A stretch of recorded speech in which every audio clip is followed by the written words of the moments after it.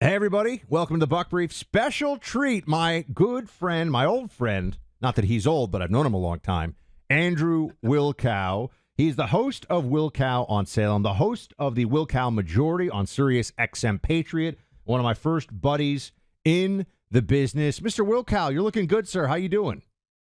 I missed the Freedom Hut, and I look. Let me just say this: your career. I'm so proud to have been there with you at the beginning of your journey here. So can I? This is a true story. I wasn't. We're going to get to the news in a second, everybody. Wilkow was the first ever radio show that I was a guest on. Think about that. First ever. He had And to tell me, you had to give me the get close to the mic thing. And I had no idea because, I wasn't, because when you don't do this, you're like, I don't want to be so close to the mic. It's weird. You got to be right on the mic. You were giving my first instruction, no, because I was sitting, way back here. Anyway, yeah, man, Wilkow. So thank you for that. A great man with a great show, Andrew Wilkow. Go check out his podcast. Listen to him on Sirius. Let's dive into some of this because I say you're great. People should hear the greatness. The situation of Kamala Harris right now. So she's got her base that just were protesting like maniacs, lighting flags on fire, attacking cops outside Union Station in D.C., a place you and I both know well. But she condemns it. And I look at this, I'm like, wait, but I thought she loved the anti-Semites. What's going on here? this is a woman who ran a bail fund for rioters in 2020. Any statement she puts out is just to appease Jewish voters and Jewish donors. Yeah, we know her husband's Jewish, so what? Um, they don't know what to do with themselves. They invited this rot into the Democrat Party, this talk of tolerance and diversity, and let's all hold hands and get along. These people are pledging themselves to Hamas, and the media is memory holding this faster than we can keep up with. The only thing they seem to know is January 6th. They forget all the riots that went on before, during, the day after Trump's inauguration, all through 2020 with George Floyd. In June of 2020, when they tried to storm the White House to kill the president of the United States, the fact that these people are growing in influence in the Democrat Party really should frighten anyone, not just conservatives, not just Republicans, but anybody who worries about people who pledge themselves to a terrorist organization. So, you would think that this would cause problems within the Democrat voting base, right? Because they're trying to make sense of Michigan having Muslim voters who clearly like Hamas a little too much or don't like the Jews or however you want to say it. And then you got a pretty considerable contingent of, American Jewish voters who I think have got to see the Democrats and say, they're stabbing us in the back on this stuff with the campus lunacy and just the Democrat Party in general has been way too cozy with some of these anti-Semites. Do you remember the media wagging its finger and the Democrats wagging its finger? You're in a cult. You forgive all of Donald Trump's transgressions. He said, grab him by the P word, which we know was him speaking facetiously. They tried to go back to the 70s on lawsuits related to real estate. You want to talk about people who can't seem, who are, I guess, conflicted by cognitive dissonance. This is happening right now in front of you. And when somebody says Hamas is coming, and you don't take that seriously, when you see a Democrat Party that has invited in some of the most evil factions in our society, don't talk to me about domestic white supremacist terrorism when you've literally got people raising Palestinian flags and saying, if we get our way, we will join Hamas, people who will kill those who worship on Saturday first and then those who worship on Sunday second.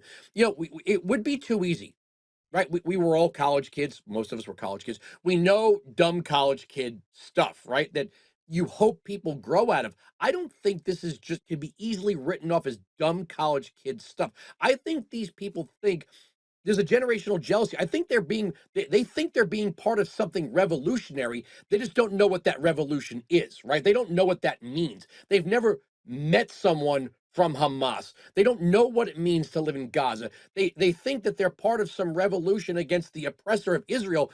which tells me they don't really understand what Israel is either. If you look at the way Israeli society is, it's kind of the San Francisco of the Middle East. If you were to ask any of these people, where would they want to live, Gaza or Tel Aviv? If they knew the difference, they'd say Tel Aviv all day, every day. Do you remember that Netanyahu line from the speech earlier this week? He's like, gays for Gaza is like chickens for KFC. That was the line. And it is. It was quite a line. I want to ask you. We're going to just a quick word from our sponsor here, Andrew. But when we come back, I'll let you marinate with this one for a minute. Is Kamala Harris going to be formidable, whether it's fair or not, or anything else? Is she going to make this a close election with Trump? And yes or no, and why? In just a second. But I'm a firearms guy. So is Andrew, by the way. You ever tried Bear Creek Arsenal stuff, Andrew? You ever fired their stuff? It's great. I'm a big. No. Oh, I gotta get you. Well, yeah. Oh no, you do not live in a state that bans the Second Amendment, so you actually would be okay. We might have to get you some Bear Creek Arsenal stuff. Bear Creek Arsenal is amazing. I love getting out to the range here in Florida now that I can enjoy my Second Amendment rights too. And check out all of the latest stuff that they've got. I've got a 9mm handgun from them. I've got a couple of ARs from them. Honestly, just fantastic stuff. They offer a wide range of premium calibers at a fraction of the price of their competitors. You don't need to spend $1,500, $2,000 on an AR. You can get a Bear Creek Arsenal AR for a fraction of the price, and it is every bit as accurate, every bit as good, really well-made stuff, all made here in North Carolina, by the way. Go to bearcreekarsenal.com, use promo code BUCK, get 10% off your first order. That's bearcreekarsenal.com/BUCK. Use promo code BUCK for 10% off your first order. Mr. Wilkow, Kamala Harris. I am going to check them out. Please do. I know. I know you're a gun guy too, so I'd love to hear what you think of them. I mean, honestly, I know they're a sponsor, but it really is the truth. Everyone I know who has tried them out has been like, this is amazing, and the prices are phenomenal. So tell me this, Kamala, is she formidable enough as a Democrat, not as a human, not as a person, as a human being? Is she so smart and great? No one's saying that. Is she good enough with the Democrat machine behind her, Andrew, that she's going to make this close? I think the polls are going to be a honeymoon. This is a very exciting moment for a lot of people. It's the glass ceiling thing all over again. It's Hillary 2.0. But there's also, you kind of see the 2008 vibe that if you criticize her, you're a racist and a sexist. I've been saying, look, I think we're all saying this. I don't think it's anything that I invented. We've seen, campaigns come and go and people vote for all sorts of reasons. I don't think there's anything more powerful than that grocery store receipt or the price above the pump. I think that cuts across all races, socioeconomic status, regions of the country. It's not when we see like infrastructure being talked about for like the New York City subway, and somebody who lives in corn country doesn't really care. And if we're talking about agricultural issues, people in metropolitan areas might be like, well, I don't know, I just go to the grocery store. This is something that there's no escaping. And there might be people who want to make that historic vote, but can they afford another 4 years paying the freight, right? There is a cost. We're talking about the co-pilot taking over here. It's the same plane, it's the same airline, it's the same route and the same destination.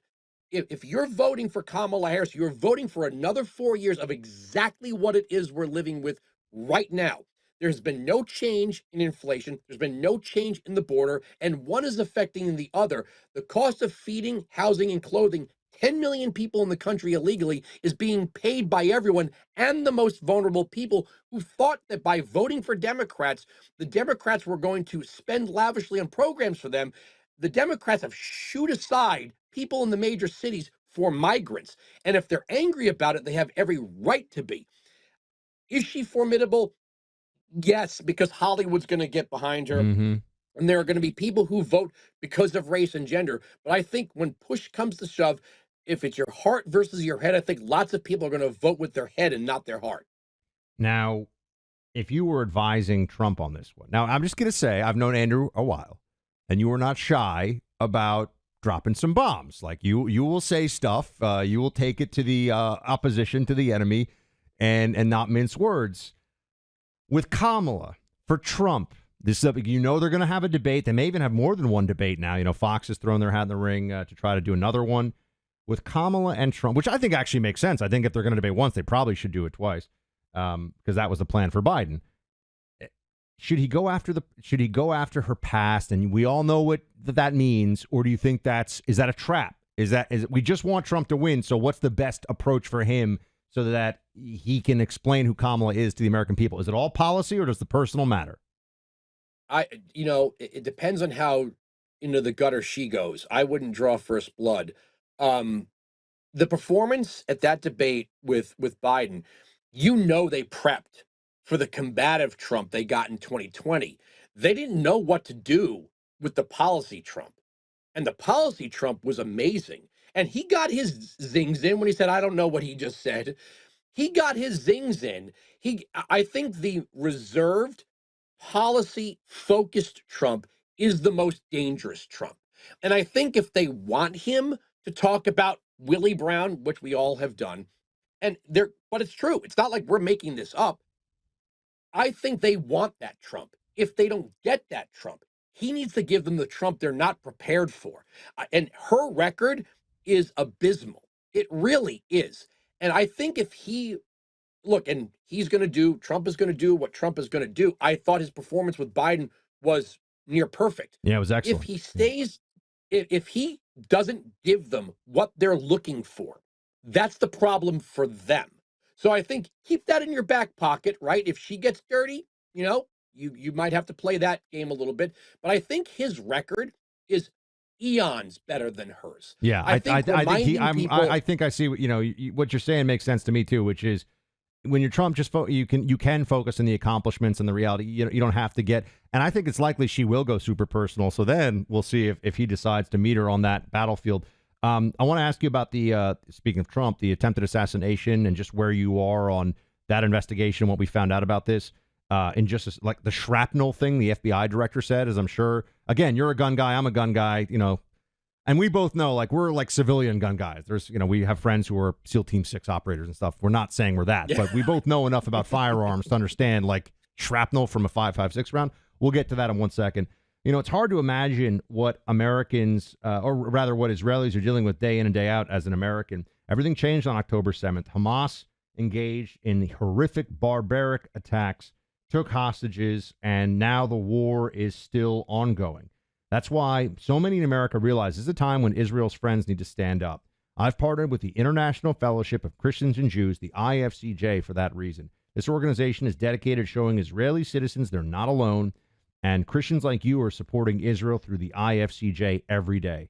This support helps citizens of Israel remain steadfast and strong. So visit them online at supportifcj.org. That's supportifcj.org.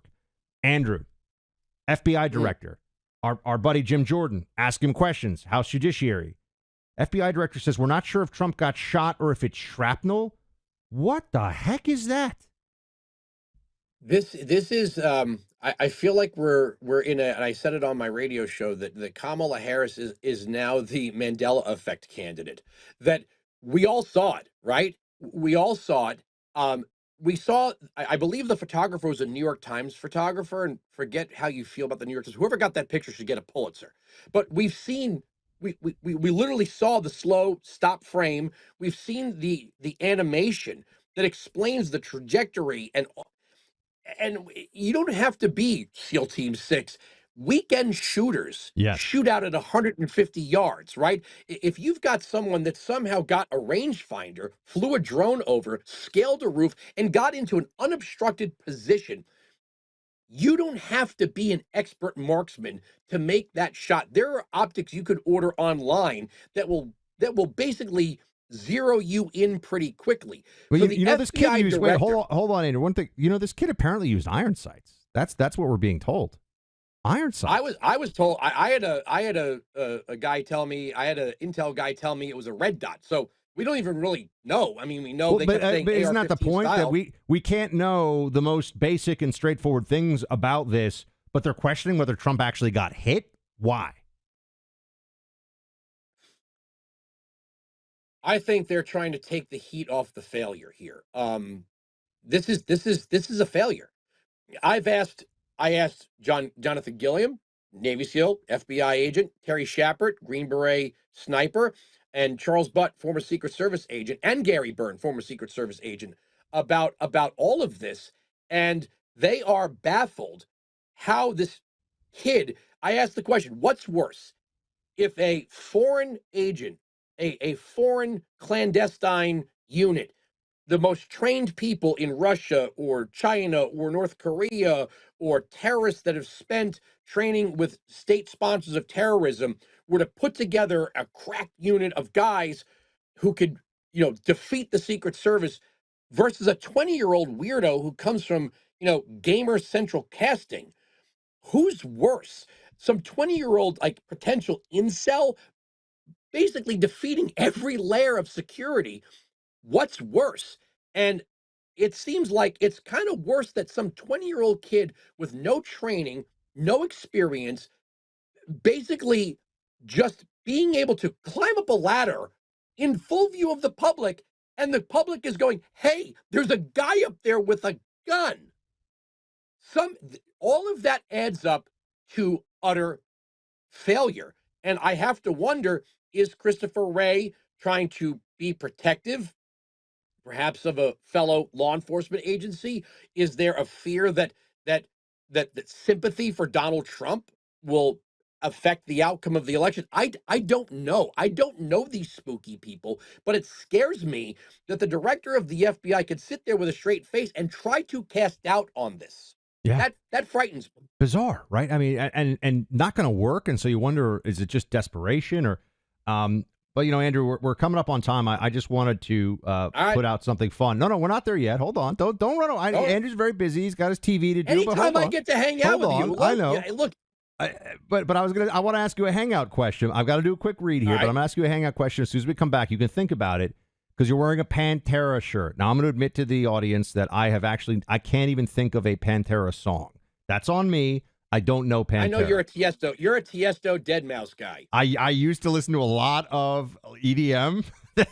I don't think the audience knew that until now, but that is true. I did listen to a lot of EDM. That is fair. I know you. That is fair. He does. Wilkow and we go back. Dude, we're getting old. Do you realize we met like 13, 14 years ago now? Something like that. 13 or 14 years ago. I mean, we're going to be coming up on our 20th here, Andrew, pretty soon. So you get 3 heavy metal bands, and that's it for the rest of your life. Hold on. Andrew, the former rock DJ, will answer in a moment. I'll let you think about that one. A good friend of mine, Porter Stansberry, is a multimillionaire, built this company starting in his dorm room in college over 20 years to become one of the most successful financial research firms in America.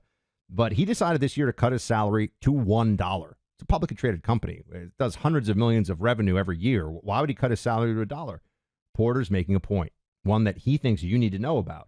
He wants to teach you about what he calls a secret currency. It's not gold or Bitcoin, but he says this secret currency is making some people very rich. And it's critical to understand, while the dollar's being destroyed, how to make this secret currency work for you. I strongly recommend you check out Porter's latest detailed presentation at secretcurrency2024.com. That's secretcurrency2024.com. I doubt you'll see this discussed anywhere else. Go to secretcurrency2024.com. All right, Mr. Andrew Wilkow of Wilkow Majority. Go check it out. 3 rock bands to rule. I'm sorry, heavy metal bands to rule them all. What is your list?